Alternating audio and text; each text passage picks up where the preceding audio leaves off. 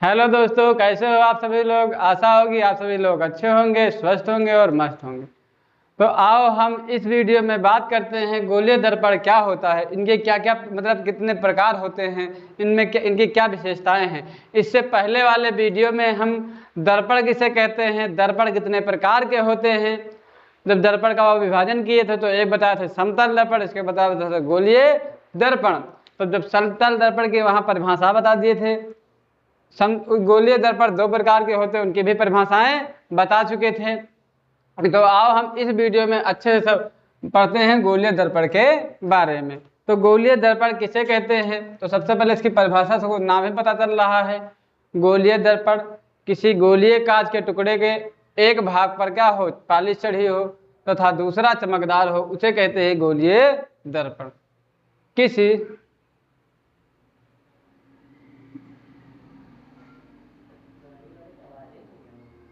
गोलीय कांच के टुकड़े के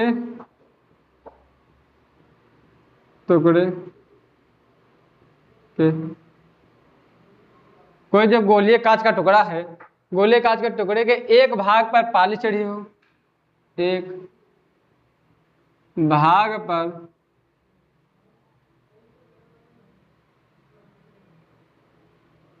पालिश चढ़ी हो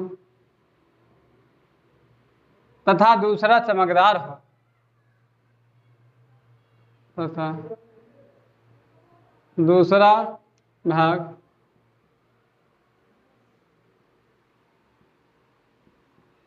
चमकदार हो।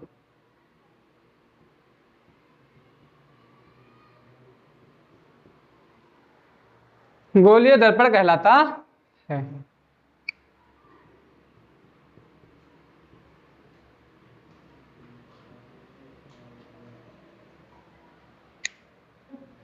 कहलाता है। तो अगर इस चैप्टर के इससे पहले वाले वीडियो ना देखा हो तो डिस्कशन में उसके लिंक पड़े हैं, जाकर उसको अच्छे से देख लो, क्योंकि वहां दर्पण क्या होता है इसके बारे में बहुत अच्छे से बताए हैं। अब जैसे गोलीय दर्पण बताया, जैसे कोई कांच का टुकड़ा हुआ, मान लीजिए कांच का टुकड़ा हुआ, तो ये हुआ कांच का टुकड़ा, इसको हम बीच से काट दिए। तो जब बीच से काटे तो इसके दो खंड हो गए, एक खंड ऐसे हो गया और दूसरा खंड ऐसे हो गया, तो दो खंड हो गए। इनके इस भाग पर अगर देखो पालिश दो दो तरफ चढ़ा सकता है, एक आदमी सोच सकता है अंदर बाहर पालिश चढ़ा दे, तो एक आदमी सोच सकता है कि इनके कहाँ चढ़ा दे पालिश, अंदर पालिश चढ़ा दे। तो जब गोलीय दर्पण के दो पार्ट हो गए थे, गोलीय दर्पण के दो पार्ट हो गए, एक भाग ये हो गया, एक भाग ये हो गया। तो जब गोलीय दर्पण के पार्टों का विभाजन किया गया था,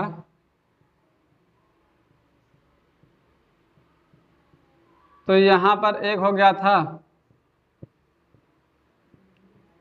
अवतल दर्पण और एक हो गया था उत्तल दर्पण। अवतल दर्पण आस मतलब अंदर, जिनमें देखा जाए कहां से, अंदर की ओर से देखा जाए, जैसे ये है। तो इसको हम ऐसे बना दिए, इनमें पेंट चढ़ा दिए बाहर से और देख रहे हैं अंदर से, तो इसे कहेंगे अवतल दर्पण।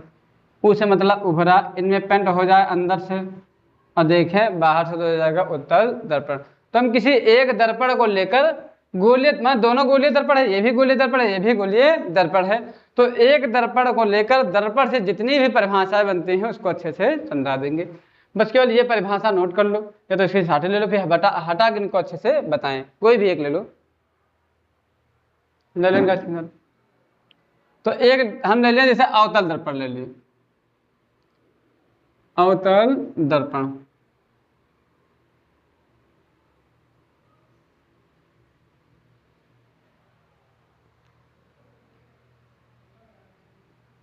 ये मान लिया हो गया हमारा अवतल दर्पण।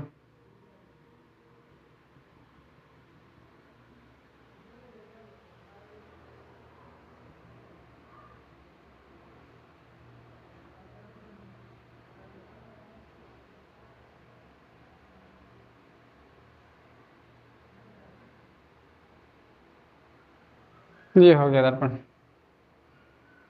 इस बिंदु को M1 कह दो, तो इसे नाम दे दो M2। इसके इस भाग पर चढ़ा हो पॉलिश,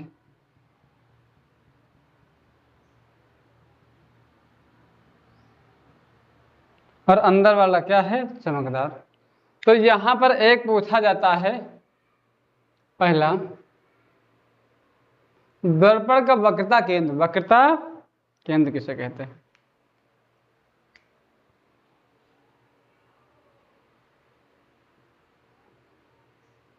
वक्रता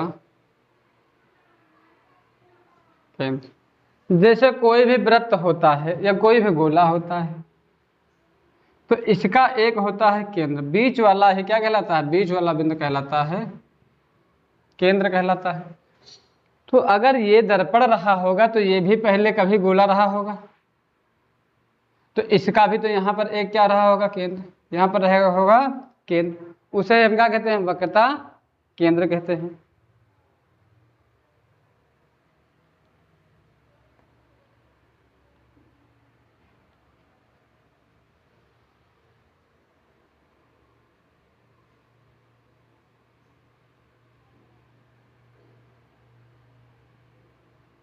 M2,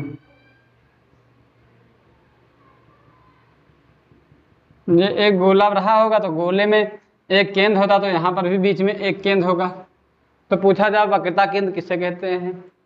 गोलीय दर्पण, जो गोलीय कांच के गोले के केंद्र, जिसका दर्पण एक भाग है, दर्पण एक भाग, एक भाग ही तो उसका एक दर्पण है। जैसे कांच का गोला था इतना बड़ा, तो उस गोलीय कांच का केंद्र, कांच का केंद्र जिसका दर्पण एक भाग होता है, उसे ही हम कहते हैं वक्रता केंद्र। उस गोलीय कांच का केंद्र, कांच का केंद्र जिसका दर्पण एक भाग है, जिसका दर्पण एक भाग है, एक भाग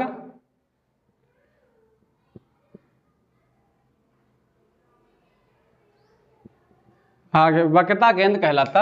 हाँ।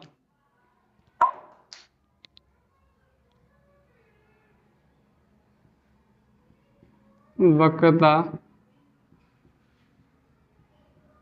केंद्र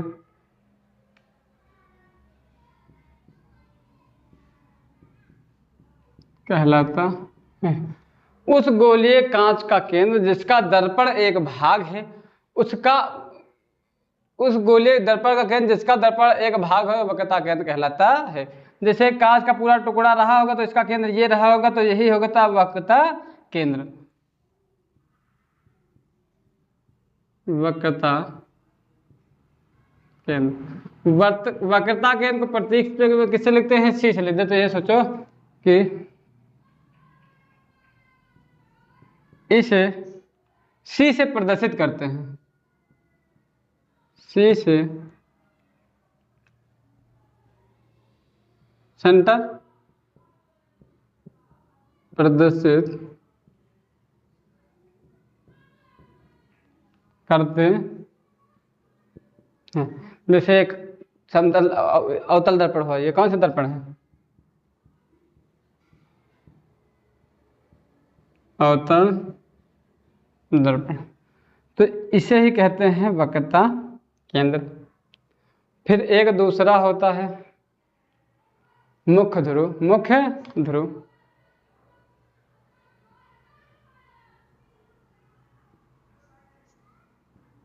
मुख्य ध्रुव को लिखते हैं पी से, मुख्य ध्रुव को पी से प्रदर्शित करते हैं। जैसे दर्पण हुआ तो इसमें ये परावर्तक पृष्ठ होता है, परावर्तक पृष्ठ, परावर्तक पृष्ठ किसे कहते हैं, जिससे परावर्तन होता है, जिससे परावर्तन होता है उसे कहते हैं दर्पण का परावर्तक पृष्ठ। तो परावर्तक पृष्ठ किसे, सीधे मध्य बिंदु होता है, मध्य बिंदु, इसे ही कहते हैं मुख्य ध्रुव। कह दो परावर्तक पृष्ठ का, परावर्तक पृष्ठ के मध्य बिंदु को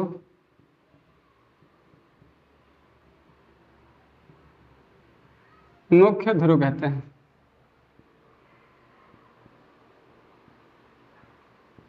ध्रुव कहते हैं।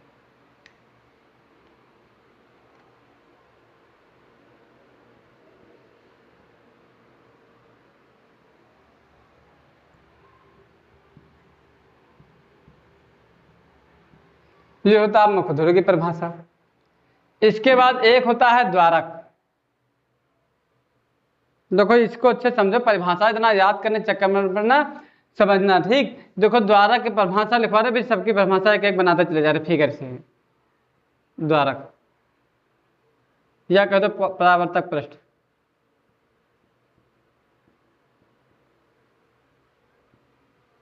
परावर्तक पृष्ठ। दर्पण का वह भाग, परावर्तक से नाम पता चला परावर्तन होता है। दर्पण का वह भाग जिनसे परावर्तन होता है उसे कहते हैं परावर्तक पृष्ठ। दर्पण का वह भाग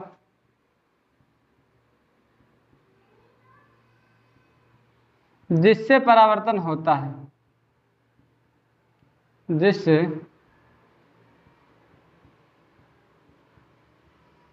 परावर्तन होता है, परावर्तक पृष्ठ कहलाता है।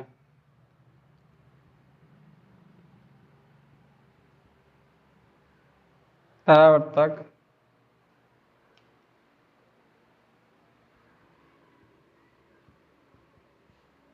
पृष्ठ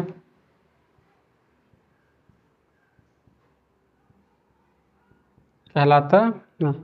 जैसे यहाँ पर परावर्तक पृष्ठ कौन हुआ, M1 से M2 तक, M1 से M2 तक। जैसे यहाँ पर परावर्तक पृष्ठ मतलब इस पूरे भाग से परावर्तन हो रहा है तो इसे कहेंगे परावर्तक पृष्ठ, मतलब इन्हीं भागों से परावर्तन होता है। तो देखो कहेंगे परावर्तक पृष्ठ के मध्य बिंदु, परावर्तक पृष्ठ के मध्य बिंदु मतलब बीच वाला बिंदु यही तो होता है। ये पूरा हुआ तो इसका मध्य बिंदु मतलब बीच वाला ये हुआ, तो परावर्तक पृष्ठ के मध्य बिंदु को मुख्य ध्रुव कहते हैं। ये परिभाषा हुई। एक यहां से यहां तक की दूरी मिला दोगे, वक्रता केंद्र, वक्रता केंद्र इसे तुम कह सकते हो वक्रता केंद्र। वक्रता केंद्र से मुख्य ध्रुवों के बीच की दूरी ही वक्रता त्रिज्या कहलाती है। इसकी परिभाषा लिख लो, इनका स्क्रीनशॉट ले लो, ये तीनों परिभाषा होगा, या तो वीडियो रोक कर लिख लो। अब हम करते हैं वक्रता त्रिज्या की परिभाषा। ठीक है, ये बना रहने दो, फिर इसी में हो जाएगा सब।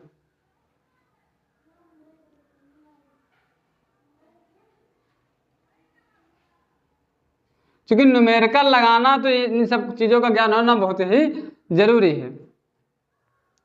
अब जो यहां से यहां तक की दूरी होती है इसे ही वक्रता त्रिज्या कहते हैं। वक्रता त्रिज्या को लिखते हैं R से,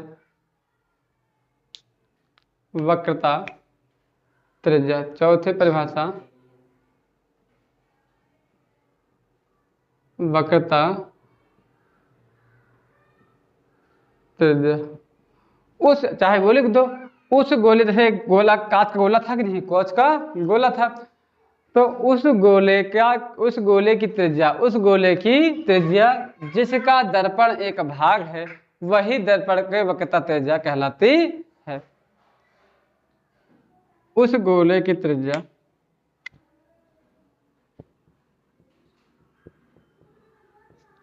उस कांच के गोले लिख दो, उस गोलीय कांच के गोले की त्रिज्या, गोलीय कांच के गोले की त्रिज्या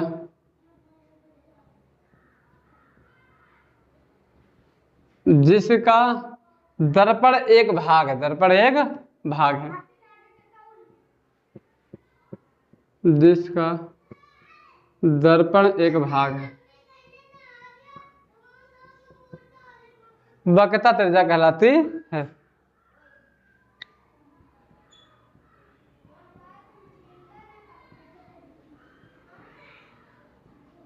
वक्रता त्रिज्या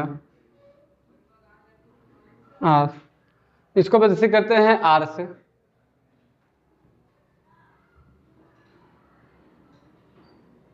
कहलाती है।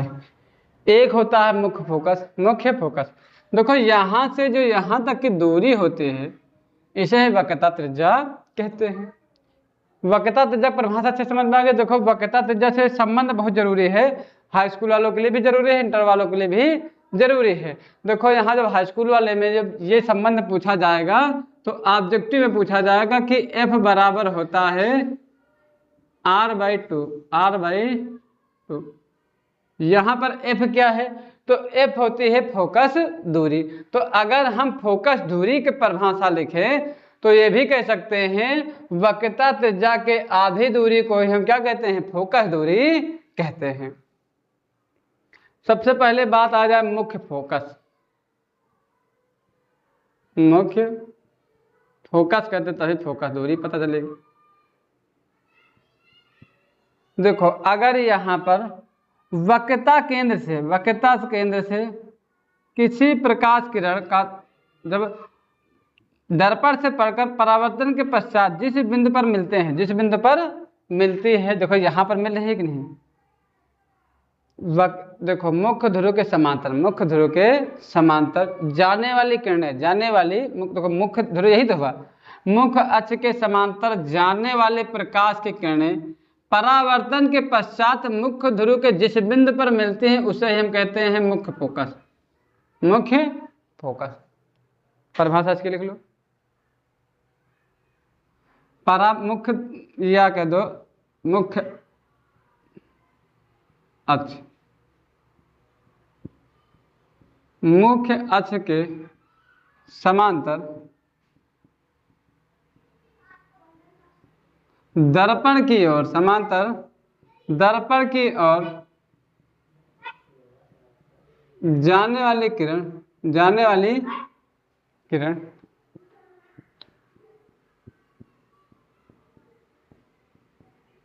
परावर्तन के पश्चात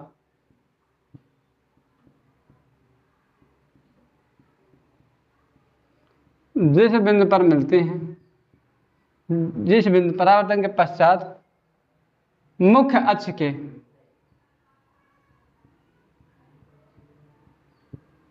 मुख्य अक्ष के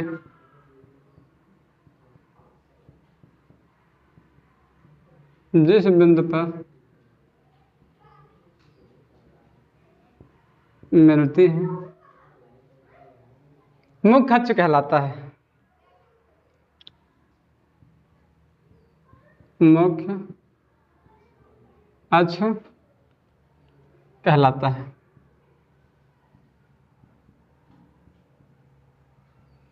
ये हुआ। तो दूसरी परिभाषा होती है फोकस दूरी। फोकस दूरी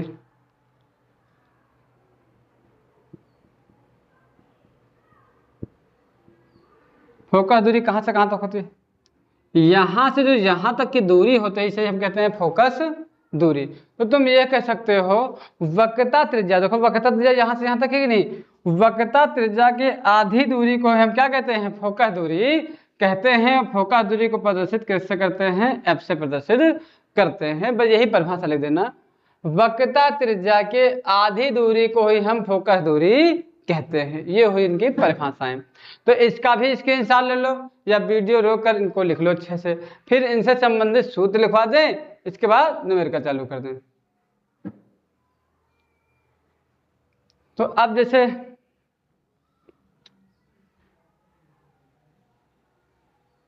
इनके सूत्र लिखो सबसे पहले।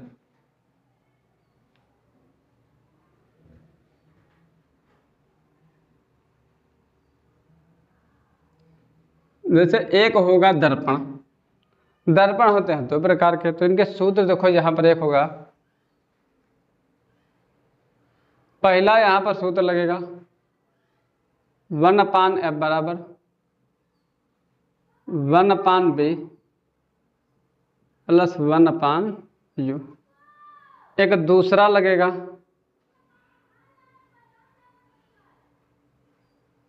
m बराबर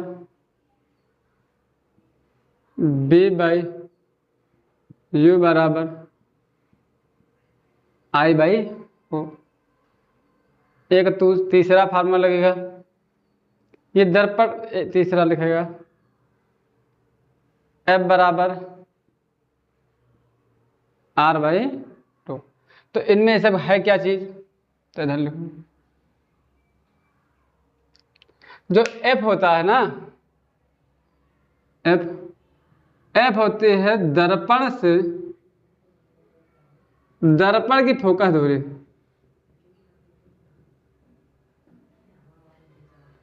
दर्पण की फोकस दूरी जो एफ है, एफ होती है दर्पण की फोकस दूरी। मतलब कहीं भी दर्पण की फोकस दूरी हो तो चाहे दर्पण की फोकस दूरी पूरी हिंदी लिखो, नहीं तो फोकस दूरी किससे लिख देते हैं, एफ से लिख देते हैं। एक यहां पर ये हो गया बी, तो बी होता है दर्पण से प्रतिबिंब की दूरी। दर्पण से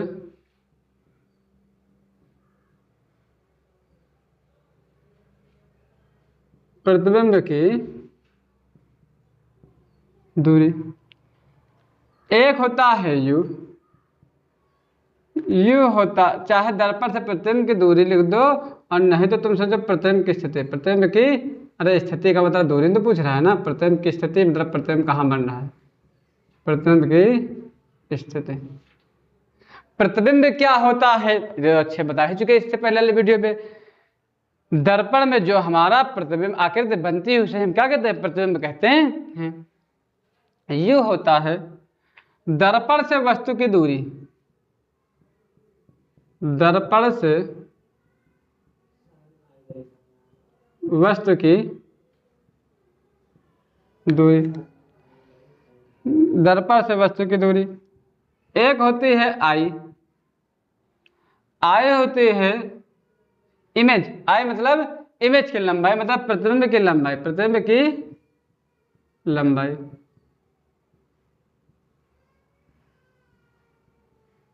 प्रतिबिंब की लंबाई हुई। एक होता है ओ, ऑब्जेक्ट की लंबाई। ऑब्जेक्ट मतलब वस्तु की लंबाई। देखो यहां पर ओ नहीं है तो ओ होता है वस्तु की लंबाई। मतलब अगर कहीं भी वस्तु की लंबाई लिखी होगी तो हम उसको प्रदर्शित कर देंगे ओ से, लिख देंगे। ओ भी हो चुका। अब यहां बचा क्या, आर। जो आर होती है वक्रता त्रिज्या। वक्रता त्रिज्या, वक्रता त्रिज्या को आर से लिखते हैं। एक होता है एम होता है आवर्धन क्षमता। आवर्धन क्षमता। एक यहां पर अभी लिखवाएंगे आई होता है आपतन कोण। एक लिखवाएंगे आर होता है परावर्तन कोण।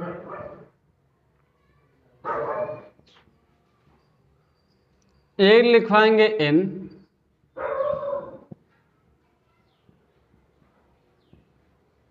अपवर्तनांक। एक लिखा पदार्थ प्रकाश के माध्यम में चाल। माध्यम में चाल देखो यहां पर लिख लो। आपतन कोण को लिखते हैं आई से, परावर्तन को कोण लिखते हैं आर से, अपवर्तनांक को लिखते हैं एन से। प्रकाश के माध्यम में चाल मतलब किसी दूसरे माध्यम, निर्वात को छोड़कर किसी दूसरे माध्यम में चाल को हम लिखते हैं बी से। और एक होता है सी, ये बहुत जरूरी है, ऐसे पूछा जाता है, ऑब्जेक्टिव पूछा जाएगा, हर एग्जाम में पूछे जाते हैं सी। तो सी होती है निर्वात में प्रकाश की चाल। निर्वात में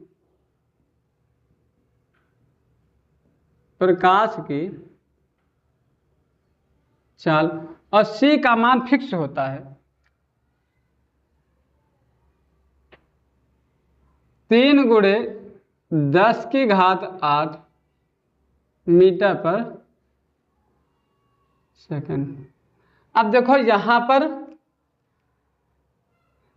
आपतन कोण क्या है, परावर्तन कोण क्या है, अपवर्तनांक क्या है। अगर इसके बारे में जानना है तो इससे पहले वीडियो नीचे डिस्क्रिप्शन में उसकी लिंक पड़ी है, क्योंकि इससे पहले वाले वीडियो में आपतन कोण क्या है, परावर्तन कोण क्या है, अपवर्तनांक क्या है, इसको बहुत अच्छे से समझाए हैं। अगर देखना हो तो उसके डिस्क्रिप्शन में लिंक पड़ी है, जाकर उसको अच्छे से देख लो तो समझ में आ जाएगा।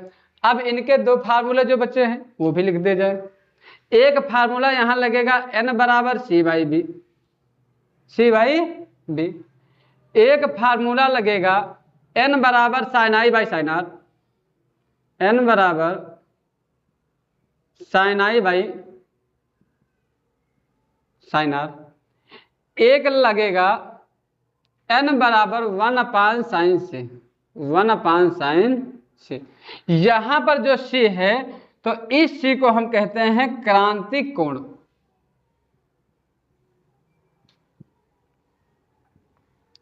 इस चैप्टर में, इस वीडियो में हम न्यूमेरिकल बता रहे हैं। इसके बाद फिर एक लेकर आएंगे, उसमें हम क्रांतिक कोण की डिफिनेशन बताएंगे। कुछ जो डिफिनेशन रह गई हैं उनको भी अच्छे से समझाएंगे।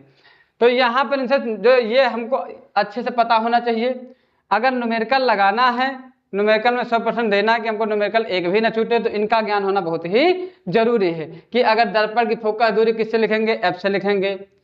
दर्पण से प्रतिबिंब की दूरी v से लिखेंगे। दर्पण से वस्तु की दूरी u से लिखेंगे। प्रतिबिंब की लंबाई को I से, वस्तु की लंबाई को o से, वक्रता त्रिज्या को r से, जो दर्पण की आवर्धन क्षमता होती है उसको लिखेंगे m से, आपतन कोण को I से, परावर्तन कोण को r से, अपवर्तनांक को n से, प्रकाश के माध्यम में चाल को किससे लिखते हैं, b से। माध्यम में चाल का मतलब निर्वात को छोड़कर किसी माध्यम में प्रकाश की चालें। हर एक माध्यम में प्रकाश की चालें भिन्न भिन्न होती हैं। c जो होती है वो निर्वात में प्रकाश की चाल होती है। c का मान 3×10⁸ मीटर पर सेकंड होता है, ये पता होना चाहिए। अब इसके बाद जो दर्पण होते हैं, कभी f+ में होता है, कभी f- में होता है। तब यहाँ भी ये भी अच्छे समझ लो। एक लिख दो अवतल और एक लिख लो उत्तल। एक होगा अवतल दर्पण और एक होगा उत्तल दर्पण। अगर जितना ये बता रहे हैं इनके बारे में आप अच्छे से समझ गए, फिर न्यूमेरिकल में कोई दिक्कत नहीं होगी। ये मेरे ऊपर विश्वास करो आप कि इतना समझ गए फिर कोई दिक्कत नहीं। क्योंकि सबसे बड़ी दिक्कत लड़कों को इसी में होती है कि वक्रता त्रिज्या किससे लिखते हैं, फोकस दूरी किससे लिखते हैं। और ये समझ जाओ, जो दर्पण उत्तल दर्पण में फोकस दूरी है तो फोकस दूरी हमेशा लिखेंगे माइनस से, हमेशा माइनस चिन्ह के साथ लिखेंगे। यहाँ u भी माइनस होता है, b भी माइनस होता है, r भी माइनस। यहाँ पर जो b भी माइनस होता है, u भी हमेशा कैसा होता है, माइनस में होता है, और r भी माइनस में होता है। मतलब जो f का मान आएगा वो भी माइनस में लिखेंगे, b का मान भी कैसे लिखेंगे, माइनस में, u का मान भी लिखेंगे माइनस में, r का भी मान लिखेंगे माइनस में। जबकि एक उत्तल दर्पण होता है तो देखो यहाँ पर u हमेशा माइनस होता है, बाकी सब क्या होते हैं, प्लस होते हैं। ये भी प्लस में होता है, ये भी प्लस में होता है, और r भी कैसा हो जाता है, प्लस में हो जाता है। इतनी बात अच्छे से नोट कर लो सब लोग। अब इनसे पहले यहाँ पर ये प्लस क्यों होते हैं और माइनस क्यों होते हैं, अगर इसको भी समझना है तो नेक्स्ट वीडियो में हम लेकर आएंगे चिन्ह प्रॉपर्टी। चिन्ह प्रॉपर्टी मतलब दर्पण में ये प्लस में क्यों होते हैं, ये माइनस में क्यों होते हैं, ये अच्छे से समझ जाओगे। केवल अभी इतना ही समझ लो, क्योंकि इसके लिए हम यहाँ सोच रहे हैं कि कुछ न्यूमेरिकल लगवा दें, जिससे न्यूमेरिकल लगने लगे, और बाकी ये जो चिन्ह प्रॉपर्टी है प्लस में है तो कभी माइनस में है, तो इसके लिए हम दूसरी वीडियो लेकर आएंगे। तो अवतल दर्पण में जब प्रतिबिंब बनता है तो यहां पर प्रतिबिंब दो प्रकार के बन सकते हैं।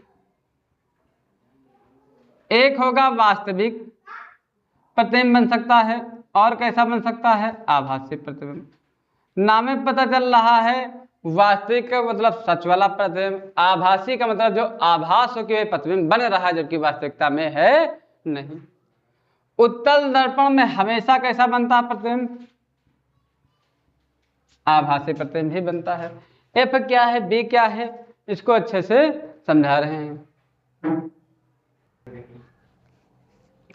उत्तल दर्पण में प्रतिबिंब हमेशा बनता है आभासी, तो इसमें एफ क्या होता है, बी क्या होता है, इस प्रकार तो लिखा दिए हैं, लेकिन अब दर्पण की सहायता से देख लो। जैसे ये है, ये कौन सा दर्पण है, तो ये अवतल दर्पण है। क्योंकि इनमें पेंट हम कहां से कर दिए हैं, बाहर की ओर पेंट कर दिए हैं बाहर की ओर, तो ये अवतल दर्पण हुआ। तो जैसे कि अब बाकी ये चिन्ह प्रपाटी की टेंशन ना लेना, चिन्ह प्रपाटी जितनी भी है इसके लिए एक स्पेशल किताब मतलब लेकर आएंगे, तो उससे हम स्पेशल वीडियो लेकर आएंगे चिन्ह प्रपाटी के, तो उनसे हमें प्लस माइनस का ज्ञान हो जाएगा बहुत अच्छे से, और जब डेरिवेशन करवाने लगेंगे वहां भी बहुत अच्छा रहेगा। तो देखो यहाँ पर ये हुआ, जैसे ये मुख्य ध्रुव है, तब जैसे यहाँ पर है वक्रता केंद्र, ये होता है मुख्य ध्रुव। तो जैसे कि यहाँ पर कोई वस्तु रखी है, इस वस्तु से प्रकाश यहाँ पर डाली जाती है, परावर्तन के पश्चात यहाँ पर मिलती है, ठीक। नहीं तो सोचो कि जैसे ये हुआ, ऐसे सोच लो कि ये हुई वस्तु, ये हुई वस्तु अगर ये ए बी है, वस्तु है ए और बी है, तो इससे यहाँ पर वस्तु से दर्पण की दूरी जो होती है, इससे ही हम लिख देते हैं यू। यहां से यहां तक की दूरी है कहलाएगी हमारी यू। वस्तु ये है, दर्पण ये है, तो वस्तु से दर्पण की दूरी यू कहलाती है। जैसे यहाँ पर आता है और यहाँ कहीं जैसे हम डाल दिए प्रकाश किरण, ये आई और यहाँ पर जा रही है, बात मान ली, ठीक। तो अगर यहाँ पर आ रही है, यहाँ पर हो गया, जैसे मान लो यहीं पर बन रहा प्रतिबिंब, यही मान ले बन रहा प्रतिबिंब, ये देख लिया जाए, ए है और बी है, ए है और बी, ए डैश बी डैश है ना। तो जब यहाँ ये जैसे प्रतिबिंब है, ये बन गया हमारा प्रतिबिंब, तो जो यहाँ से यहाँ तक की दूरी होगी, प्रतिबिंब से दर्पण की दूरी यही कहलाती है बी, यही कहलाती है बी। तो इनका स्क्रीनशॉट ले लो, इनको अच्छे से पढ़ लो, इनको इतना अच्छे से ज्ञान होना चाहिए, बस न्यूमेरिकल बहुत अच्छे से लग जाएंगे। इसका स्क्रीनशॉट ले लो, या तो वीडियो रोक कर रिकॉर्ड कर लो। तो अब हम बताने जा रहे हैं इनसे संबंधित जितने भी न्यूमेरिकल हैं, सवालों को हल कराएंगे एक एक करके।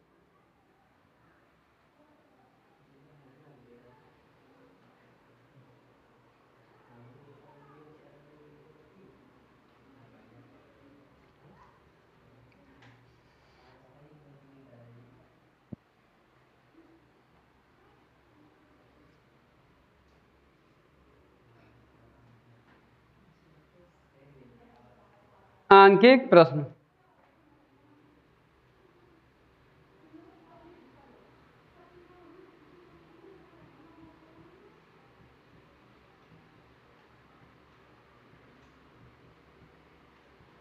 पहला सवाल,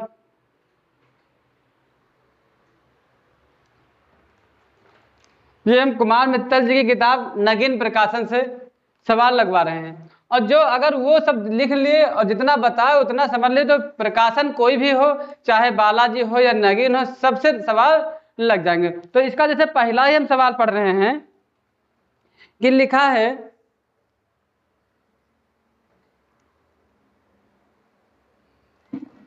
24 सेंटीमीटर वक्रता त्रिज्या, 24 सेंटीमीटर वक्रता त्रिज्या वाले अवतल दर्पण। तो इससे पता चल रहा है वो जो अवतल दर्पण है वो 24 सेंटीमीटर वक्रता त्रिज्या वाला है, मतलब वक्रता त्रिज्या, जो उसकी वक्रता त्रिज्या है वो है 24 सेंटीमीटर, 24 सेंटीमीटर। अब चाहे वक्रता त्रिज्या लिख दो, नहीं तो हम लिखवा चुके वक्रता त्रिज्या प्रतीक किससे लिख दो, आर से। अब इतनी हिंदी लिखने कोई मतलब नहीं है। जैसे हम कहे कि 4 सेब हैं, 4 सेब हैं, तो तुम कैसे लिख दोगे कि सेब बराबर 4, सेब बराबर 4। हम कहे किसी टोकरी में 4 सेब हैं, तो हम सेब बराबर क्या लिख दे 4, तो हम जान जाएंगे सेबों की संख्या कितनी है, 4 है। तो उसी प्रकार हम जानते हैं सेब को से, तो वैसे वक्रता त्रिज्या किससे लिखते हैं, आर से। तो यहाँ पे लिखा 24 सेंटीमीटर वक्रता त्रिज्या, तो वक्रता आर से लिख दे, आर बराबर कितना हुआ 24 सेंटीमीटर हो गया। फिर लिखा अवतल दर्पण के सामने 3 सेंटीमीटर की दूरी पर एक मोमबत्ती रखी है। 3 सेंटीमीटर की दूरी पर एक मोमबत्ती रखी है, तो किससे? दर्पण से। तो दर्पण से मोमबत्ती की दूरी मतलब दर्पण से वस्तु की दूरी। तो हम जानते हैं दर्पण से वस्तु की दूरी को लिखते हैं u से, तो u बराबर है 3 सेंटीमीटर। हमको पता है, लिखवा चुके हैं, अवतल दर्पण होता है उसमें u भी कैसा होता है? माइनस में, u होता है माइनस में। तो कह रहा है इसमें मोमबत्ती के प्रतिबिंब की स्थिति ज्ञात कीजिए।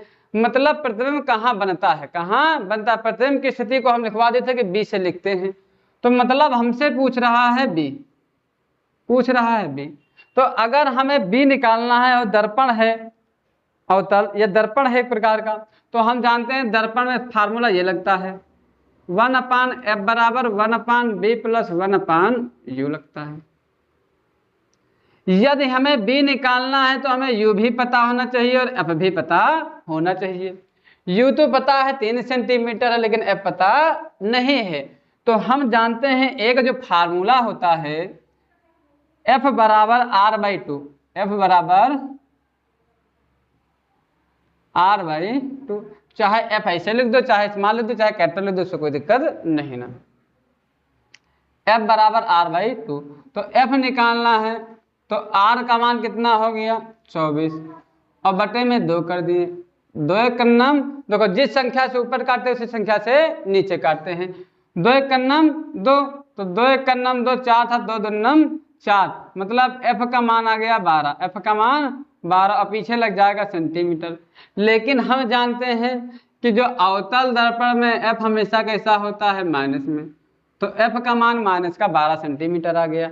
हमें निकालना है b, इसी फार्मूले में रख दो। देखो 1 लिखा, ऊपर 1 लिख दो, बटे में f लिखा था, f का मान माइनस का 12 है तो माइनस का 12 लिख दो, बराबर लगा है तो बराबर लगा दो, 1/b, तो 1/b लिखा है, प्लस लिखा प्लस लगा दो, 1 लिखा 1 लिख दो, बटे में u है, बटे में u है, u का मान माइनस का 3 है, लिख दो माइनस का 3। अब देखो कभी भी सवाल होते हैं तो जिनका मान निकालना रहता है उनको हम एक पक्ष में, एकदम से हम बिल्कुल बेसिक बताएंगे। देखो तरीके हम स्पीड भी कर सकते हैं, लेकिन अगर बेसिक ही नहीं मजबूत है तो अब हम आगे कहाँ बढ़ सकते हैं? जैसे हमारा बेस ही मजबूत नहीं है, घर बनवाना है, और हमारा जैसे नीचे वाला ही मजबूत नहीं है, तो हम घर क्या बनाएंगे? घर बना तो देंगे, वो कुछ दिन बाद तो गिर जाएगा। तो ठीक उसी प्रकार तो यहाँ बेसिक का ज्ञान होना बहुत ही जरूरी है। जैसे कि सवाल देखो, सोच विकसित करो अपनी। जैसे लिखा है 5 और x + 4 लिखा है, x + 4, और तुमसे कोई कहे मान किसका निकालना है? x का। तो हमें जिसका मान निकालना रहता है उसको एक तरफ कर देते हैं, बाकी सबको दूसरी तरफ कर देते हैं। हमको इस संख्या 4 से मतलब है, तो 4 से मतलब नहीं है, हमको मतलब किससे है? x से। तो देखो हम x को इसी तरफ रखेंगे, ये प्लस में है, ये दूसरे, अगर कोई भी चीज एक पक्ष से दूसरे, देखो 2 पक्ष है, एक इधर एक इधर, तो एक पक्ष से दूसरे पक्ष में आता है तो प्लस में है तो माइनस, और माइनस में है तो प्लस होता है। यहाँ पर प्लस में इधर आया होगा माइनस में, तो 5 में से 4 घटाएं तो बचा कितना? 1, क्योंकि माइनस लगा घट जाएगा। तो इस प्रकार निकाल लेते हैं। तो ठीक उसी प्रकार यहाँ देखो हमें मतलब किससे है? b से। इसमें दिक्कत कौन कर रहा है? ये पद कर रहा है, तो हम इस पद को उठाकर इस तरफ ले आए, ठीक उसी प्रकार जैसे वहां करवा दिए हैं। तो 1/-12, ये बताओ अगर ये पक्ष माइनस में है, इधर आएगा, देखो यहाँ पर लगा है माइनस, तो इधर आएगा प्लस का 3 हो जाएगा, +3 लगाओ चाहे ना लगाओ, बराबर लगा बराबर लगा, तो 1/b, 1/b। कभी भी सवाल इस तरह के हों या बटे में प्लस लगाओ चाहे ना लगाओ, ली तो अच्छी बात है। तो हम जैसे ये लिखा है, ऐसे सोचो बेसिक, 2/3 लिखा है और 1/5 लिखा है। कोई हल करने कुछ कहे चाहे ना करे, तुम सीधा इनका गुणा इनसे कर दो, इनका गुणा इनसे, और नीचे वाले गुणा नीचे से कर दो। 5 का गुणा 2 से किया तो 5 दूनी 10, प्लस लगा तो प्लस लगा दो। 3 का गुणा 1 से किया तो 3 एकन्नम 3, तो 3 एकन्नम 3 हो गया, और नीचे का गुणा नीचे से कर दो, 3 × 25 15। तो देखो ये जुड़ेंगे 10 3 13 और बटे 15, 13/15 आंसर हो जाएगा। तो इनमें कोई कुछ कहे या ना कहे, इनमें आगे क्या करना? देखो सबसे बड़ी सवालों में दिक्कत यही होती है कि हमें आगे करना क्या चीज है।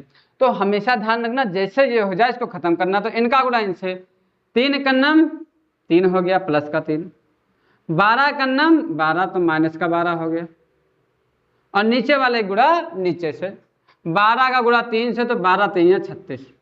देखो ये माइनस में प्लस में तो माइनस ही लग जाएगा, 1/b, 1/b। अगर ये प्लस में है और ये माइनस में, तो हमेशा असमान चिन्ह घटते हैं, समान चिन्ह घटते हैं। 12 में से 3 घटा तो बचा कितना, -9। अब बटे में माइनस का 36 लिखा है, 1/b लिखा है, ये हुआ। देखो ऊपर नीचे इसे एक जैसे होता तो काट देते हैं।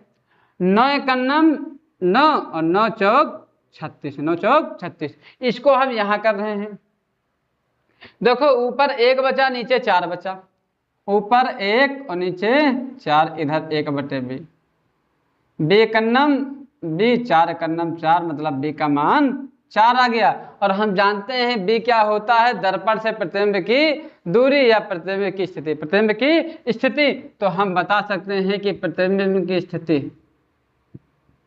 प्रतिबिंब की स्थिति कितनी है, 4 सेंटीमीटर है। इसका मतलब क्या हुआ कि दर्पण से 4 सेंटीमीटर की दूरी पर प्रतिबिंब बनेगा। तो ये भी इनका स्क्रीनशॉट ले लो, फिर दूसरा क्वेश्चन करवाए। तो अब इसका दूसरा न्यूमेरिकल लगवाने जा रहे हैं। ये न्यूमेरिकल अच्छे से समझ में आया होगा, आशा होगी।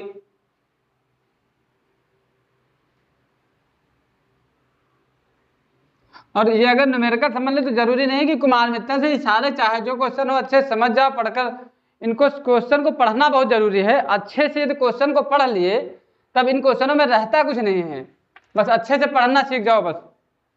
जैसे लिखा है, दूसरा सवाल है, 2 सेंटीमीटर ऊंचाई की एक वस्तु, ऊंचाई की एक वस्तु है, 2 सेंटीमीटर ऊंचाई की एक वस्तु है। तो हम बताए थे वस्तु की ऊंचाई को या वस्तु की लंबाई को लिखते हैं ओ से। तो ओ बराबर लिखा है 2 सेंटीमीटर, ऊंचाई की एक वस्तु अवतल दर्पण से 16 सेंटीमीटर की दूरी पर रखी है। क्या चीज, वस्तु रखी है दर्पण से, है ना, 16 सेंटीमीटर की दूरी पर। मतलब वस्तु और दर्पण से दूरी, मतलब ये क्या रखा है, u दिया है 16 सेंटीमीटर। हमें u पता था, u होता है माइनस में, क्योंकि दर्पण कौन सा है, अवतल, 16 सेंटीमीटर। तो कह रहा दर्पण द्वारा वास्तविक प्रतिबिंब 3 सेंटीमीटर ऊंचा बनता है। दर्पण द्वारा वास्तविक प्रतिबिंब 30 सेंटीमीटर दूरी पर बनता है। 3 सेंटीमीटर की दूरी पर वास्तविक प्रतिबिंब बनता है, मतलब प्रतिबिंब की दूरी है। और प्रतिबिंब की दूरी को 3 से लिखते हैं, n से लिखते हैं, b से। और b हमेशा जानते हैं उत्तल दर्पण में कैसा होता है, माइनस होता है। तो इसमें कह रहा है, पहला क्वेश्चन इनमें मतलब जो पूछ रहा है कि दर्पण की फोकस दूरी, दर्पण की फोकस दूरी। तो फोकस दूरी का मतलब ये पूछ रहा है f। इसके बाद इसी का दूसरा क्वेश्चन पूछ रहा है कि प्रतिबिंब की स्थिति, प्रतिबिंब की स्थिति। सर लिखा है दर्पण द्वारा इसका प्रतिबिंब 3 सेंटीमीटर ऊंचा बनता है। दर्पण द्वारा इसका प्रतिबिंब जो है 3 सेंटीमीटर ऊंचा बढ़ता है, मतलब प्रतिबिंब की ऊंचाई, प्रतिबिंब की ऊंचाई, प्रतिबिंब की ऊंचाई को लिखते हैं हम आई से। किससे लिखते हैं, आई से लिखते हैं। तो हमसे कह रहा था प्रतिबिंब की स्थिति, प्रतिबिंब की स्थिति मतलब बी पूछ रहा है। अब हम एक एक निकालना शुरू कर रहे हैं। पहले है दूसरा क्वेश्चन निकाल रहे हैं। दूसरा, चूंकि हमें निकालना है बी, हमें पता है ओ पता है, आई पता है और यू पता है। तो एक फार्मूला हम जानते हैं कि m बराबर होता है -b/u बराबर i/o, i/o। तो हमको यहाँ m से मतलब नहीं है, तो m को हम हटा ही दे रहे हैं। तो फार्मूला क्या तैयार हो गया, -b/u बराबर i/o। तो माइनस लगाओ, b का मान पता नहीं, उसी को तो ज्ञात करना है। u का मान लिखा है माइनस का 16, तो लिख दो माइनस का 16। i का मान पता नहीं, अच्छा i का मान है 3, i का मान 3 है। o का मान है 2। देखो ऊपर माइनस नीचे माइनस कैंसिल हो गया। अगर हमें b का मान निकालना है तो कभी जो उसके गुणे में होता है वो दूसरे के बटे में चला जाता है, और जो चीज बटे में होती है वो गुणे में चली जाती है। तो यहाँ बटे में क्या है 16, तो ये दूसरे के गुणे में चली जाएगी। दूसरा क्या है 3/2, उसके गुणे में 16 चला गया। तो ये ऊपर गया, हमेशा ऊपर नीचे कटता है, जिस संख्या से ऊपर काटते देखो 2 एक कन्नम 2, तो 2 अट्ठे 16, 8 का गुणा 3 से तो 8 तरीक 24, तो बी का मान आ गया 24 सेंटीमीटर, बी का मान 24 सेंटीमीटर आ रहा है। इससे तुम कह सकते हो कि दर्पण से प्रतिबिंब की जो दूरी है वो 24 सेंटीमीटर है, मतलब प्रतिबिंब की स्थिति, प्रतिबिंब की स्थिति, तो हमारी प्रतिबिंब की स्थिति आ गई 24 सेंटीमीटर। अब इसके बाद दूसरा क्वेश्चन क्या पूछ रहा है, दर्पण की फोकस दूरी, दर्पण की फोकस दूरी, यहां कर लो इसको, जो पहला उसमें पूछ रहा था एफ, तो हमें एक फार्मूला पता है, 1/f बराबर 1/b plus 1/u, 1/f, f का मान यहां पता नहीं, उसी का तो निकालना है, तो लिख दिए f, बराबर लगा दिए 1/b, 1/b, b का मान कितना आया 24, लेकिन वास्तविकता में हम उत्तल दर्पण में जो अवतल दर्पण होता है तो b का मान लिखते हैं -24, -24 लिखते हैं, तो एक लिखा है b का मान -24 लिख दिए, प्लस लगा दे, एक लिखा 1 लिख दिए, u का मान लिखा है -16 लिख दिए, -16, कुछ नहीं, इनका गुणा इनसे करो, इनका गुणा इनसे, नीचे वाले गुणा नीचे से, 16 कन्नम 16, 24 कन्नम 24, और नीचे 24 गुणे 16। देखो इनको दूसरे तरीके से भी हल कर सकते हैं, एक दूसरा तरीका भी है, लेकिन इसको पहले एक बार समझो फिर वो बता रहे हैं। ये देखो नीचे, अगर ऊपर समान चिन्ह है तो समान चिन्ह हमेशा जुड़ते हैं, 16 में 24 जोड़ोगे तो कितना हो जाएगा 40, वो भी -40, ये समान चिन्ह है, गुणा धनात्मक हो जाएगा, 16 गुणा 24 से 16 चौके 64 के हो जाएगा 4, बचा कितना 6, 16 दूना 32 और 16 दूना 32 से 38, 32 से 38 हो जाएगा, ये 1/f का मान है, 1/f। अगर हमें f का मान निकालना है तो नीचे वाली चीज ऊपर चली जाएगी, ऊपर वाली चीज नीचे आ जाएगी, 40 नीचे आ जाएगा, माइनस यहाँ लगा दो, उसी संख्या से ऊपर काटो तो इस संख्या से नीचे काटना है, और नहीं तो 384 को भाग किससे कर दो 40 से, तो जैसे भाग करना नहीं है तो इस प्रकार कर दो, 384 को भाग करना है 40 से, 40 का पहाड़ा इतनी बार पढ़ना कि 384 के पास पहुंच जाए, तो 4 9 36, 360 के पास पहुंच गए, यहां से 4 बचा, 8 में से 6 घटा तो बचा कितना 2, देखो जाएगा है नहीं तो यहाँ दशमलव लगाएंगे और यहाँ लगा देंगे 0, इनका पहाड़ा इतनी बार पढ़ेंगे कि कितना हो जाए 40, ये हो जाए तो 6 से 6 चौके 24, तो कितना आ गया 0, आ गया 0, मतलब जब हम इसको भाग किए तो आया 9.6 सेंटीमीटर, ये आ गई फोकस दूरी, अवतल दर्पण की फोकस दूरी। तो आशा होगी आप सभी लोगों को ये वीडियो अच्छी लगी होगी। इस चैप्टर के जितने भी संपूर्ण न्यूमेरिकल हैं, मतलब ये क्लास काफ़ी लंबी हो गई है तो इसके संपूर्ण न्यूमेरिकल नेक्स्ट क्लास में लगवाएंगे, उनमें हम कैलकुलेशन में जैसे कहीं दिक्कत हो रही है तो इसके बारे में भी बताएंगे, और नहीं तो अगली क्लास एक लेकर आ रहे हैं जिसमें फिजिक्स के जितने भी कैलकुलेशन होते हैं, जहाँ कैलकुलेशन में दिक्कत होती है जोड़ घटाव में, इसके लिए एक वीडियो लेकर आ रहे हैं, जल्द ही डिस्क्रिप्शन में उसकी लिंक दे देंगे, अच्छे से देखिएगा। आज के लिए इतना ही काफ़ी है, बाकी से नेक्स्ट वीडियो में।